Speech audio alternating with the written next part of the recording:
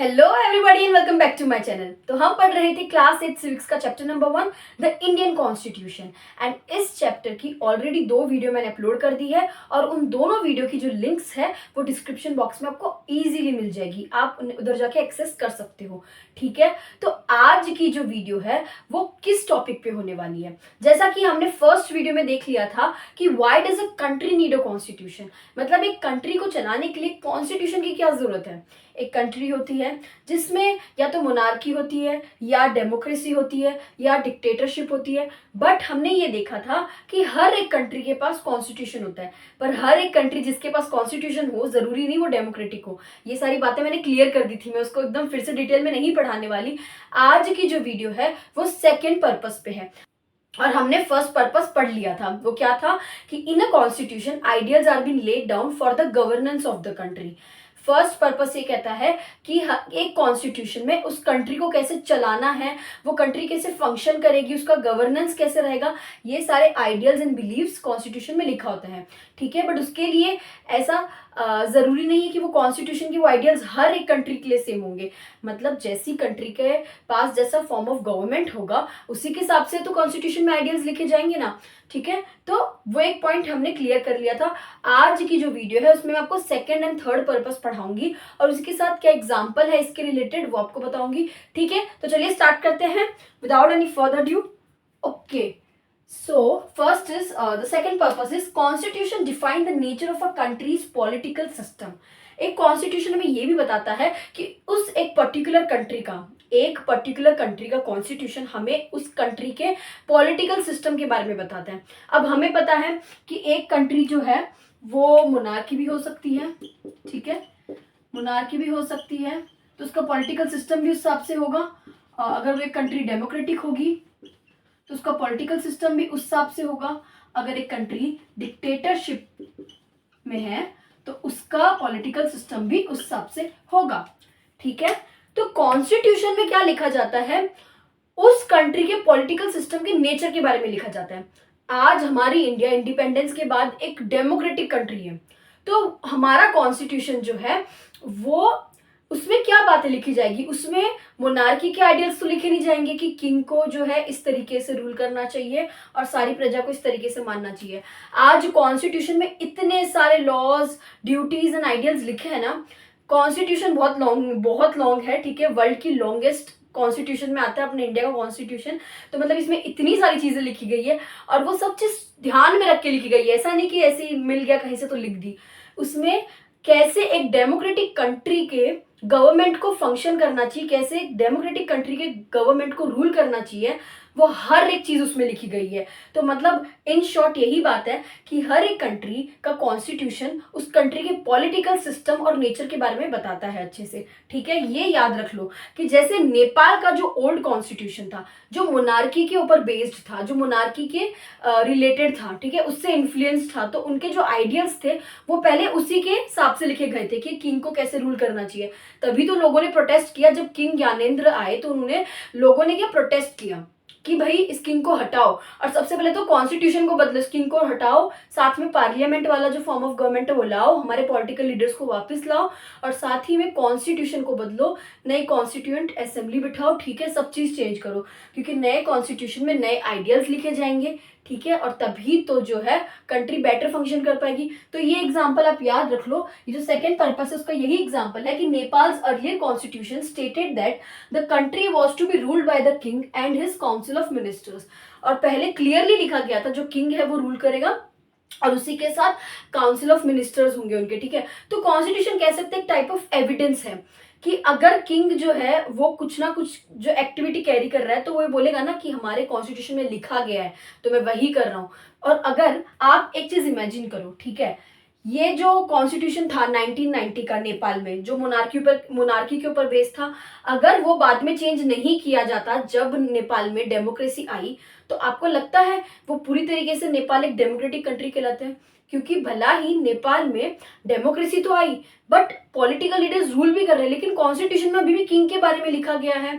तो फिर तो उस तरीके से वो कंट्री कोई पॉलिटिकल कह सकते हैं उसका पॉलिटिकल सिस्टम का नेचर क्या होगा, फिर भी मोनार्की होगा, चाहे भलाई वो जो लीडर्स हैं रूल कर रहे हैं और वो डेमोक्रेसी फॉलो कर रहे हैं। बट अगर उनकी किताब में, उनके रूल बुक में ये लिखा ही नहीं है कि तुम एक डेमोक्रेटिक कंट्री मतलब में हो और तुम्हें किस तरीके से फंक्शन करना है और इस कंट्री के सिटीजन को किस तरीके से रहना है, अगर वो चीज़ मेंशन नहीं है तो कोई भी उसे सीरियसली नहीं लेने वाला। जैसे मैंने फुटबॉल का एग्जांपल दिया था कि फुटबॉल को पैरों से ही खेला जाता है, वो रग्बी नहीं है। हर एक गेम, हर एक कंट्री के कॉन्स्टिट्यूटिव रूल होते हैं। कॉन्स्टिट्यूटिव रूल मत भूलना, वो प्राइमरी फंडामेंटल रूल होते हैं। उसके बिना वो गेम, वो कोई भी चीज़ जो है उसका कोई, उसमें कोई जान नहीं है।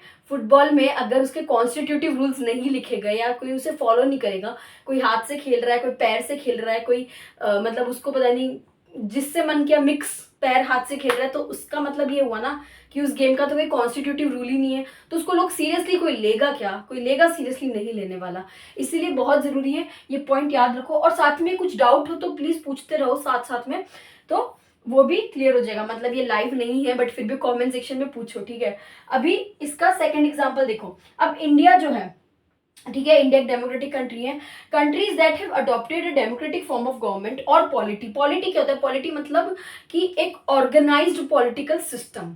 एक ऑर्गेनाइज्ड पॉलिटिकल सिस्टम जिस कंट्री में हो तो उसको हम कहते हैं पॉलिटी, ठीक है। इंडिया के पास एक ऑर्गेनाइज्ड पॉलिटिकल सिस्टम है, ठीक है। इसका डेफिनेशन भी जो है आपके टेक्स्ट बुक में लिखा गया है एकदम पीछे किताब के।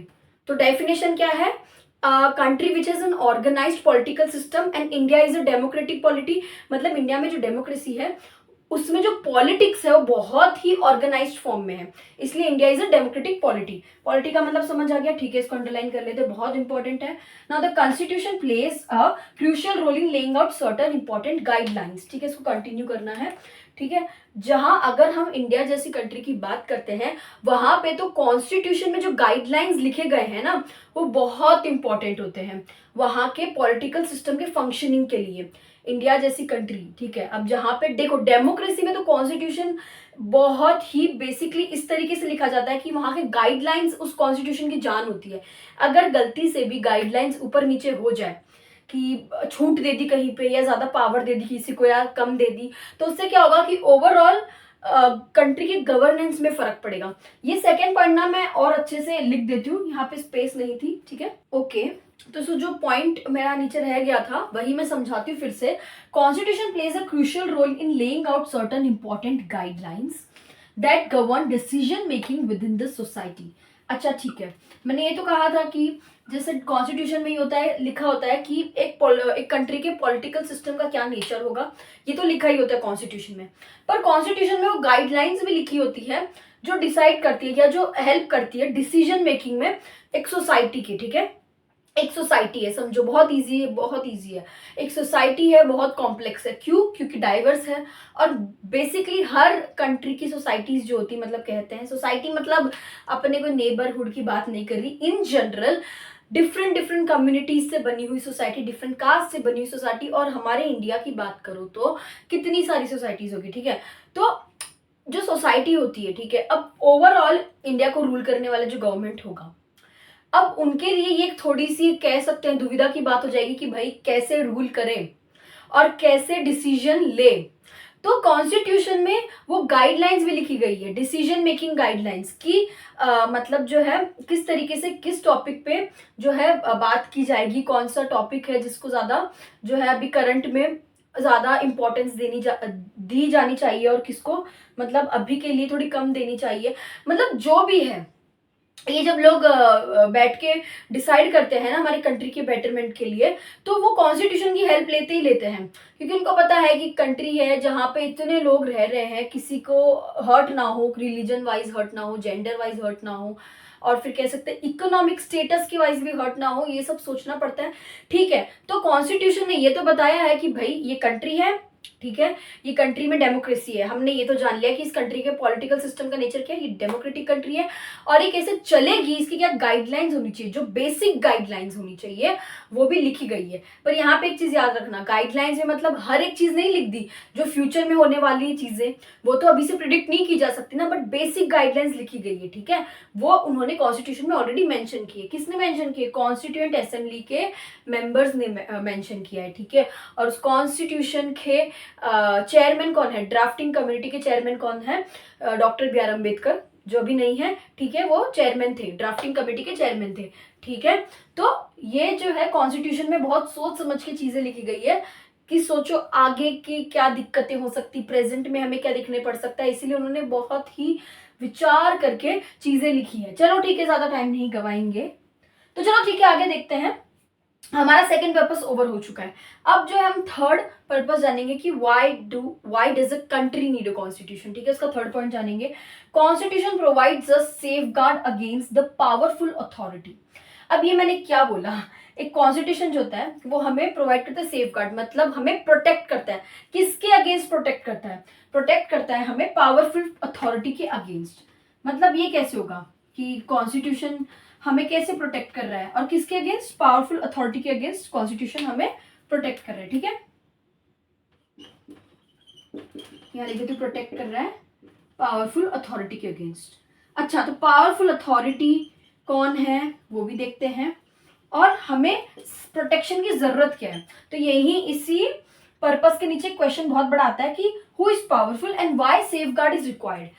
तो देखो यार, कॉन्स्टिट्यूशन में भलाई कितने ही गाइडलाइंस लिख दिए जाए, भलाई कितना ही बोल दिया जाए कि ये डेमोक्रेसी है, ये मोनार्की, जो भी है, हमेशा क्या होता है, जो लीडर्स होते हैं उनको एक सर्टेन पावर दी जाती है। उनको जो पावर दी जाती है उनको मतलब एक पॉजिटिव तरीके से दी जाती है कि भाई इनके अंडर में पावर होगी तो ये चीजें कर सकेंगे। अब ऑब्वियसली तो मैं बात पता ही है कि हम जितने आम सिटीजन्स हैं उनसे अलग हटके हैं गवर्नमेंट लीडर्स, क्योंकि उनको एक पावर होती है कि किस तरीके से उन्हें जो है आगे कंट्री को कह सकते हैं लेके जाना है, ठीक है। तो उनको जो उनकी जो पावर्स होती है वैसे तो वो लिमिटेड ही होती है, ठीक है, ऐसे नहीं है कि उनको बहुत ही छूट दे दी है, ये सारी चीजें भी कॉन्स्टिट्यूशन में मेंशन की जाती है। लेकिन जितनी पावर दी गई है उन लोगों को, तो ऐसा भी तो हो सकता है ना उस पावर का मिसयूज कर ले वो लोग। ऐसा तो हो ही सकता है, क्यों नहीं हो सकता? क्योंकि एक बार अगर एक इंसान को अथॉरिटी दी जाती है तो बहुत लोग ऐसे भी होते हैं ना कि जैसे हम इस पोजीशन पे हैं, हमें पावर दी गई है, जाने अनजाने में या कैसे भी हम अगर उस चीज का मिसयूज करें, जैसे मेरे पास ये एडवांटेज है जो किसी और के पास नहीं है, तो मैंने उस पावर का मिसयूज किया, तो उससे क्या होगा? उससे जो सिटीजन्स उस कंट्री में रहने वाले, जिनको कुछ आइडिया नहीं है, जो यही सोच के बैठे हैं कि हमने जिसको इलेक्ट किया है, हमारा जो रिप्रेजेंटेटिव, हमारा जो लीडर है वो हमारे लिए कुछ करेगा बेटर, उनके साथ तो अन्याय हुआ ना। तो यही चीज है कि कॉन्स्टिट्यूशन हमें इस पावरफुल अथॉरिटी से भी बचाता है, प्रोटेक्ट करता है। अब वो कैसे? क्योंकि कॉन्स्टिट्यूशन में ना फंडामेंटल राइट्स लिखे गए हैं, हर एक इंसान के फंडामेंटल राइट्स, उनके जन्म सिद्ध अधिकार, मतलब ये मेरे कह सकते हैं ये मेरे प्राइमरी राइट है, ये मेरे बेसिक राइट है, और ये मेरे फंडामेंटल इसलिए क्योंकि ये मुझे प्रोटेक्ट कर रहे हैं। अगर आज मुझे आज़ादी नहीं है कि मैं खुले में बोलूं या मैं अपने थॉट्स एक्सप्रेस ना कर पाऊं, मतलब मैंने अपने पब्लिक में जाके क्या किया, अपने थॉट्स एक्सप्रेस कोशिश करी करने की, और किसी ने बोले तुम्हें इसकी आज़ादी नहीं है, तो बोलूंगी ये मेरा फंडामेंटल राइट है, ये कॉन्स्टिट्यूशन में लिखा गया है कि मैं बोल सकती हूँ, मुझे पूरी आज़ादी बोलने की, ठीक है। तो वैसे ही कॉन्स्टिट्यूशन में फंडामेंटल राइट्स होते हैं ह्यूमन बींग्स के लिए, ठीक है, सारे सिटीजन्स के लिए, जिसमें गवर्नमेंट भी आ गए और सारे सिटीजन आ गए, सारे, मतलब कहीं से ऊपर नीचे कोई जेंडर कास्ट की बात नहीं हो रही। तो वो ये सीख कर सकते हैं, मतलब वो जाके बोल सकते हैं कि भाई हमारा जो है पूरा अधिकार है, क्योंकि कॉन्स्टिट्यूशन में लिखा गया है। तो कोई भी अगर इनके अगेंस्ट जाके जो है अपना पावर थोपने की कोशिश करे तो बोले कि नहीं, वो अपने फंडामेंटल राइट्स के थ्रू अपने आप को प्रोटेक्ट कर सकते हैं। बट अब देखो, ये पूरा तो मैंने समझा दिया, लेकिन मैं इसे एग्जाम्पल के थ्रू जो है एक बताती हूँ। जैसे आपके टेक्स्ट बुक में एग्जाम्पल दिया गया है कि क्लास का सीन है जहाँ पे एक टीचर पढ़ा रही है, मिसेस राव करके उनका नाम है, और क्लास में सुरेश और अनिल, हाँ ये दो लड़कों का मैं आपको नाम बता देती हूँ, ठीक है। तब जैसे हम स्कूल में पढ़ते हैं तो क्लास में कभी कभी ऐसा होता है ना कि कुछ इंपॉर्टेंट काम आ जाता है जिसके जैसे क्लास में जो प्रेजेंट टीचर होते हैं उनको जाना पड़ता है। तो टीचर क्या करते हैं, वो भी बहुत चतुर होते हैं, वो सोचते हैं कि नहीं भाई हम किसी को रख के ही जाएंगे, पॉइंट करके जाएंगे, कोई को मॉनिटर को माइंड करने बोल देंगे, क्योंकि पूरी क्लास तहस नहस हो जाएगी वरना। तो जैसे ही मिसेस राव निकल जाती काम के लिए तो वो सुरेश को बोलती है कि तुम माइंड करो पूरी क्लास को। अब सुरेश का नेचर कैसा है? सुरेश एक बुली है, बुली मतलब कि बहुत ही कहते हैं ना, मतलब बदमाश है, उसको बिना मतलब पंगे लेने होते हैं। हर एक स्कूल में ऐसे, हर एक क्लास में ऐसे होते ही नमूने, उनको वो किए बिना चैन नहीं आता। तो वो सुरेश को बोलती कि तुम माइंड करो क्लास को, तुम मॉनिटर हो, ठीक है, मैं आती हूँ जल्दी से। सुरेश ने क्या किया, वो माइंड तो कर रहा था, लेकिन उसका कोई पर्सनल ग्रजेस होगा अनिल के साथ। अनिल बेचारा बैठा है, कुछ नहीं कर रहा है। तो सुरेश ने क्या किया, अनिल को बोला कि तू रुक, मैं तेरा नाम मिसेस राव को बोल दूंगा। अनिल बोल रहा है मैंने क्या किया भाई, मैं तो बैठा हूँ, मुझे किस बात की सजा मिलेगी। तो तब तक मिसेस राव आ जाती है। सुरेश मिसेस राव को बोलता है कि मैम आप जब गए थे ना, तो ये अनिल ने ना बहुत परेशान किया सबको, पूरी क्लास को सर पे उठा लिया, ठीक है। तो मिसेस राव बोलती है अच्छा ठीक है, तो अब अनिल तुम्हारी ये सजा है कि तुम्हें स्कूल के बाद रुकना पड़ेगा और तुम्हें 100 बार लिखना पड़ेगा कि मैं फिर से ऐसी गलती नहीं करूंगा। तो अब मुझे यहाँ बताओ कितना अनफेयर हुआ अनिल के साथ, क्योंकि किसी ने जो है किसी की हिम्मत नहीं हुई, किसी की हिम्मत नहीं हुई सुरेश के अगेंस्ट बोलने की, क्योंकि सुरेश के पास एक अथॉरिटी थी। सुरेश क्लास का मॉनिटर था। अब इसको रिलेट करो, सुरेश क्लास का मॉनिटर था, तो उसकी वजह से उसके पास एक पावरफुल एक पोजीशन थी, एक मॉनिटर की पावरफुल पोजीशन थी। तो किसी ने उसके अगेंस्ट कुछ नहीं बोला, बोला कि ठीक है भाई, ये अगली बार हम पे वो है उछाल देगा नाम कि भाई तूने बोला था ना मैं तेरे को देखता हूँ। ऐसा होता ही है बच्चों में, ये ईगो वाली चीज हो जाती है कि रुक मैं तेरे को देखता हूँ। तो सुरेश के अगेंस्ट किसी ने बोला नहीं, तो उसकी वजह से उस एक पर्टिकुलर सिटीजन को जो अनिल है उसको सहना पड़ा, ठीक है। और यहाँ पे मिसेस राव ने भी ज्यादा ध्यान नहीं दिया, ठीक है, क्योंकि उनको कुछ लेना देना था नहीं। उन्होंने बोला ठीक है तू मॉनिटर है, तुझ पे मैंने विश्वास कर लिया। तो अब आप मुझे यहाँ पे एक चीज बताओ कि अगर सुरेश की वहां पे जो पावर्स होती है, मतलब वहां पे जो पावर थी, अगर वो लिमिटेड होती और अगर वो एक कंट्रोल्ड वे में होती कि तुम्हारी इतनी ही पावर है और तुम इसका मिसयूज नहीं कर सकते, तो आज अनिल को स्कूल के बाद रुक के होमवर्क नहीं करना पड़ता, मतलब वही 100 बार लिखना नहीं पड़ता ना उस चीज को। तो वो बहुत जरूरी है कॉन्स्टिट्यूशन में, मतलब वो एक कंट्री में बहुत जरूरी है। तो वो कंट्री में इतना जरूरी है, इसलिए कॉन्स्टिट्यूशन में वो चीज लिखी गई है कि भाई एक कंट्री का कह सकते हैं एक एविडेंस है कि इस कंट्री में कुछ गलत ना हो जाए, उस तरीके से कॉन्स्टिट्यूशन में लिखा जाता है कि भाई गवर्नमेंट लीडर कितनी पावर होती है और वो उसका मिसयूज नहीं कर सकते, ठीक है, समझ आ गया। और टेक्स्ट बुक में जो है वही लाइन कही गई है, मैं आपको बता देती हूँ, ठीक है। आई होप आपको समझ आ गया हो। सो मैंने जो आपको अभी समझाया उसको रिटन फॉर्म में देखते हैं, ठीक है। In democratic societies, the constitution often lays down rules that guard against the misuse of authority by political leaders. Guard मतलब protect against the misuse of authorities by our political leaders. Note, many of these laws are contained in the section of fundamental rights. जैसे मैंने कहा था, हर एक citizen के पास उनका fundamental right होता है, कोई भी उन्हें जो है मतलब कह सकते हैं उनके अगेंस्ट उनका वो फंडामेंटल राइट नहीं छीन सकता, ठीक है। मतलब अगर ये मेरा जन्मसिद्ध अधिकार है, मैं इस कंट्री में रह रही हूँ और मैं इस कंट्री के कॉन्स्टिट्यूशन के हिसाब से मुझे ये फंडामेंटल राइट मुझ पे लागू होंगे। अगर मैं उस कंट्री से बाहर चली गई, एक चलो एक कोई कंट्री में चली गई जहाँ पे मोनार्की फॉलो होता है, ठीक है, अब मैं वहां पे जाके ऐसे नहीं बोल सकती कि ये मेरा फंडामेंटल राइट है। मैं अपने कंट्री में हूँ, मैं इस कंट्री की सिटीजन हूँ और एक ही बहुत रिस्पॉन्सिबल सिटीजन हूँ, तो मुझे पूरा हक है कि मेरा जो फंडामेंटल राइट है वॉयलेट ना हो, ठीक है।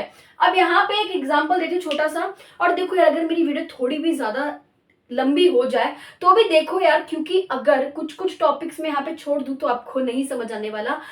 सोशल साइंस को बहुत ही अच्छे तरीके से पढ़ना पड़ता है, मतलब एक एक लाइन को पकड़ना पड़ता है, वरना आगे पीछे का सब भूल जाते हैं लोग, ठीक है। यहाँ अच्छा, तो इसी चीज का एक छोटा सा एग्जांपल देती हूँ, याद करो क्लास 7 में ओम प्रकाश वाल्मीकि जी के बारे में पढ़ा था, ठीक है। उन्होंने ऑटोबायोग्राफी लिखी थी जूठन, जिसमें उन्होंने बताया कि कैसे उनको अपनी जो है starting of the year school में बहुत ही ज्यादा इनइक्वालिटी फेस करनी पड़ी, उनके साथ बहुत अनइक्वल ट्रीटमेंट होता था, कोई उनके साथ जो है अच्छे से बिहेव नहीं करता था उनकी कास्ट की वजह से। तो उसके लिए भी कॉन्स्टिट्यूशन में लिखा गया है कि right to equality, each and every citizen living in this country should be treated equally on the basis of gender, caste, race, sex, a different caste background, economic background, ठीक है। ये सब चीजों के बेसिस पे कहीं से भी तुम आओ तुम्हें इक्वालिटी मिलेगी, तुम इक्वल हो सब लोग लॉ के आंखों में, मतलब एक कहते हैं ना कानून के आंखों से देखो, तुम सब इक्वल हो, ठीक है। चाहे तुम गरीब हो, चाहे तुम अमीर हो, चाहे तुम कुछ भी हो, तुम जो है सब एक ही हो, ठीक है। You will be treated equally, सभी को, ठीक है। ये चीज मेंशन की गई है कॉन्स्टिट्यूशन में। तो ये राइट टू इक्वालिटी जो है is one of the fundamental right guaranteed by the Indian constitution, ठीक है। ये एक फंडामेंटल राइट में आता है जो कि इंडियन कॉन्स्टिट्यूशन ने गारंटी दी है, मतलब ऐसे जो लिखा है guaranteed by the Indian constitution, मतलब इसमें ऑफिशियली कह दिया गया कि इंडियन कॉन्स्टिट्यूशन में राइट टू इक्वालिटी जो है ये लोगों को दी जाएगी और एक फंडामेंटल राइट है, एक बेसिक राइट है इंसान का, ठीक है। तो ये वीडियो लेक्चर ओवर करते हैं और अब जो है हम थर्ड पर्पस के बारे में पढ़ेंगे, ठीक है, कि कॉन्स्टिट्यूशन क्यों जरूरी है कंट्री में। तो वो हम नेक्स्ट वीडियो में देखेंगे। तब तक के लिए बाय। ओके।